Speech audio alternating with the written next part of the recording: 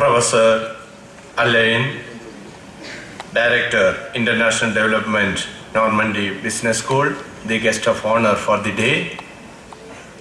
Reverend Father Sebastian, the principal of the college.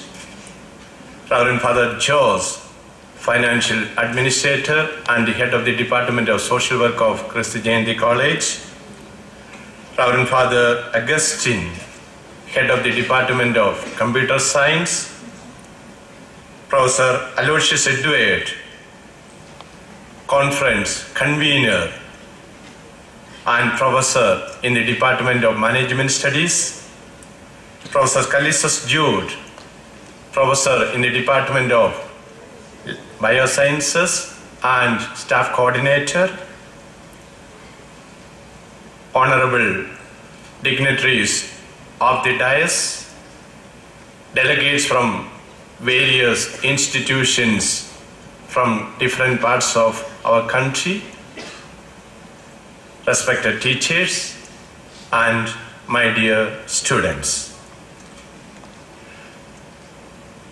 At the very outset, let me congratulate Reverend Father Sebastian and his team of administration and all the faculty members of Kristi Jayanti College, especially the conference convener, Professor Aloysius Edward, and all the students of Kristi Jayanti College for your initiative in organizing this national seminar on a relevant and a contemporary topic, innovations in teaching, learning, research, unique practices in higher education.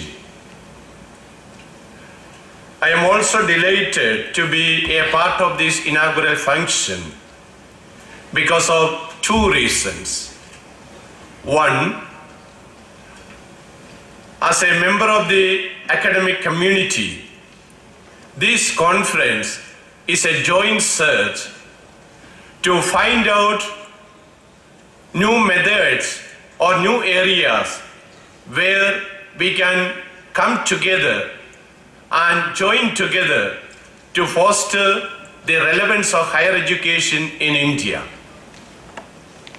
The second factor, we have already released a research study document done by the postgraduate department, MSW department of Kristi Jayanti College on the 25 years of service being rendered by the Don Bosco Anbu Illam, Chennai, under the able leadership of Father Johnson and his team to cater the needs of less privileged in the society. I always used to stress higher education should not forget the needs of the society, especially the needs of the less privileged in the society. I feel this is a right coincidence that we are able to release the study made by the MSW department of our college on the working of the activities for the less privileged by the Don Bosco group, who are rendering services throughout India and throughout the world for the benefit of the less privileged in the society. Hearty congratulations, Father Johnson, for your works for the less privileged in the society. My special appreciation to Reverend Father Jos, the head of the Department of Social Work, and all his team in the Department of Social Work for this endeavor and also completion of this project. The topic for the conference today and tomorrow is innovations in teaching, learning, research, and unique practices in higher education. We always look forward towards excellence. Excellence in any field is a dynamic target. When you are able to reach this target, the target itself moves. But if you are static or stagnating or slow to adapt to these changes. The target moves away from us and it goes beyond our reach. So managing change is the most important challenge that we face in the contemporary world, whether it is in business or whether it is in real life or whether it is in education. Earlier it was believed that if you want to be successful in a highly competitive world, you need to have competitive advantage. But in the modern era, in which change is the most powerful challenge, it is adaptive advantage that makes to survive and succeed. Adaptive advantage is your ability to respond to changes in a highly positive manner. This calls for specific strategies, and these strategies are evolved by fostering innovations. As innovations are born out of research and development, it forms integral part of academic excellence. Research is a continuous search for knowledge, and we see the path of knowledge to reach the target of academic excellence. Collaborations and networking makes research more meaningful. Associating with people who share similar academic interests and passion for knowledge will definitely expand horizons of understanding. It is in this background the international collaboration by education institutions are looked forward. Normandy Business School and the consortium in France and Christie Jayanti College, they had a joint search for this collaboration, and Professor Alain is in our campus, is a part of that joint search today. And also we have the other collaborations with the universities in Australia, in Japan, and also in the United States. On the one side, when we look at the higher education in India, we can be proud on the fact that Indian higher education is on reckoning. But on the other hand, we all agree, as Professor Aloysius was mentioning, we have miles to go forward.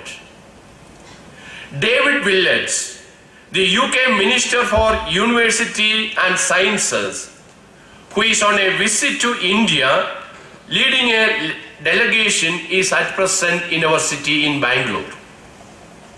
Yesterday, in a press conference in Bangalore, he announced that a memorandum of understanding is going to be signed between University of Oxford and Indian Institute of Science, Bangalore, on affordable health care. He also mentioned Cambridge would come close to Bangalore in academic and expertise exchange programs in the near future that could help to address the challenges of urban transit here. So this collaboration is a trend to imbibe or to explore innovations in higher education and academic learning. Our Honorable Prime Minister, Sri Manmohan Singh, while releasing the report of the National Innovation Council during this week, informed they plan to start a new university, Meta University, by next year, where students can study simultaneously different courses in different universities. This is another innovation from the administrative level going to be offered in Indian universities. The National Knowledge Network program of the government will be utilized to support this program. Ernst & Young came out recently with a report called 40 Millions by 2020, preparing for a new paradigm in Indian higher education. It identifies 5 game changers in higher education. They are innovation, use of technology, focus on research, thirst on vocational education and training, and changes to the regulatory framework. The report predicts that by 2020, higher education enrollments in India may increase to 40 million as compared to 16 million students today. The question here is how we can go ahead with focus on access, equity, and quality. In India, these three are very important: access, equity, and quality. While deliberating on innovations in higher education, whether it is in teaching, learning, or in research, or new trends, we cannot forget these three areas of access, equity, and quality. Steve Jobs, the co-founder of the fairy tale company Apple Computers, and the visionary of the personal computers, who died recently, said, "Innovation distinguishes between a leader and a follower." He spoke about innovation in business. Innovation has no limits. The only limit is your imagination. It is time for you to begin thinking out of the box. If you are involved in a growing industry, think of ways to become more efficient, more customer friendly, and easier to do business with. He adds, if you are involved in a shrinking industry, get out of it quick and change before you become obsolete, out of work, and out of business. And he stressed, the only way to do great work is to love what you do. As researchers, as academicians, as the trendsetters for Indian higher education, always we should keep this in our mind. We have to love what you do.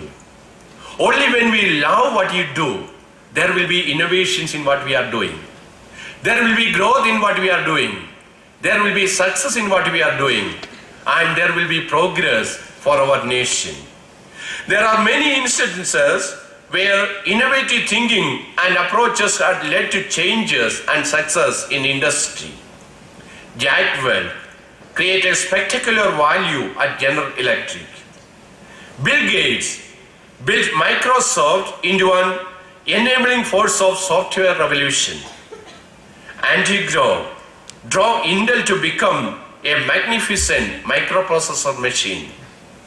Warren Buffett created the greatest fortune ever derived from straight investment. Peter Drucker created the genre of management writing and changed the way managers manage. Stephen R. Covey sold 10 million copies of The 7 Habits of Highly Effective People. Tom Peters sold 7 million copies of the book In Search of Excellence. Charles Hanty has changed the way we think about management and society. Narayana Murthy and his team placed India and Bangalore at global IT reckoning. The story in business field goes like that. Higher education is investment in the genius of the human mind. Unlike investment in land, capital, finance, or technology, for it is the human mind that will increase the productivity of land, generate capital, and develop technology. India has one of the youngest population in the world. Our young are our future. It is investment through education in these young minds, cutting across all societal divides, that will determine the course of our future and of the globe. We need to empower our youth with the requisite knowledge and skills that will enable them to meet the challenges of the world tomorrow. Such empowerment will not come about merely by establishing degree-granting colleges and universities. It will come when the classroom does not limit the boundaries of the mind in the opportunities. That is innovation, which is offered to the students. The teaching learning methods and the techniques must help the students to understand and develop their potential. The idiom of higher education has changed because the nature of learning has changed. The 21st century is age of knowledge, facilitated by information inflows, where the supremacy of ideas prevails. Facebook and YouTube are products of knowledge age, which did not come about either because of ownership of land or capital or access to technology. The fundamental catalyst for prosperity in the knowledge age is education, within the classroom in the traditional sense as well as beyond. Innovations in higher education must be continuous in order to meet the changing needs. Higher education is and will continue to be the basis of social and economic transformation in the 21st century. It empowers individuals to realize their own dreams and creative genius. To achieve this purpose, higher education institutions must constantly update their curriculum, teaching learning programs, and foster research activities with quality and utility. We may tend to think that intelligence combined with information will lead to innovation. But according to famous journalist and the author of the book, The World is Flat, Mr. Thomas Friedman, passion and curiosity are most important than intelligence. We live in a world where information is readily available to everybody. Access to technology has played a very important role in the democratization of information. He says, "Give me the child with a passion to learn and a curiosity to discover, and I will take him or her over the passionate child, over the less passionate child with a huge IQ." Here, IQ still matters, but CQ, curiosity quotient, and PQ, passion quotient, matter even more.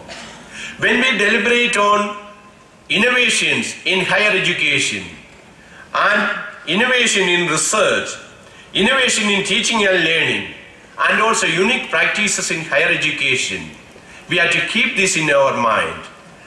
We have to address to a group of who are passionate and also who is curious to know. And from our own part, we should be curious enough to explore new horizons.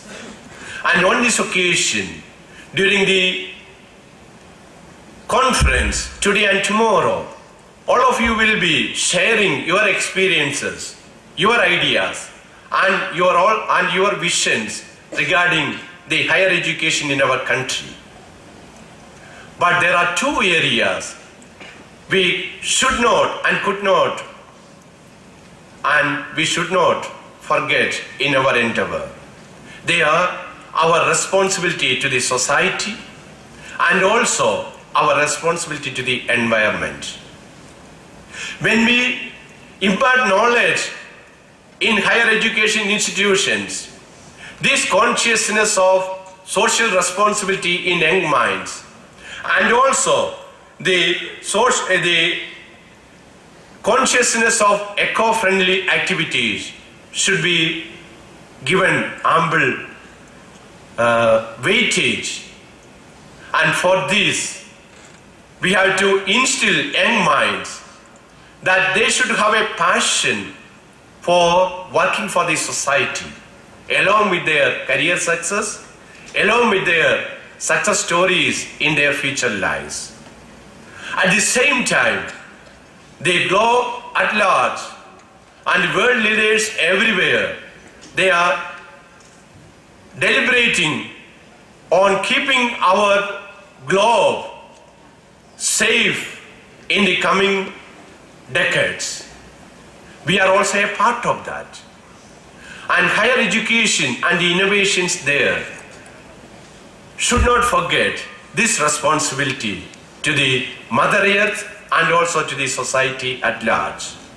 I am sure the deliberations and the sharing of the innovative practices followed by individuals and institutions in different parts of our country, and the joint deliberations today and tomorrow in Christ Jayanti campus by the delegates in various sessions will definitely lead our minds to contribute further for the development of higher education of our country.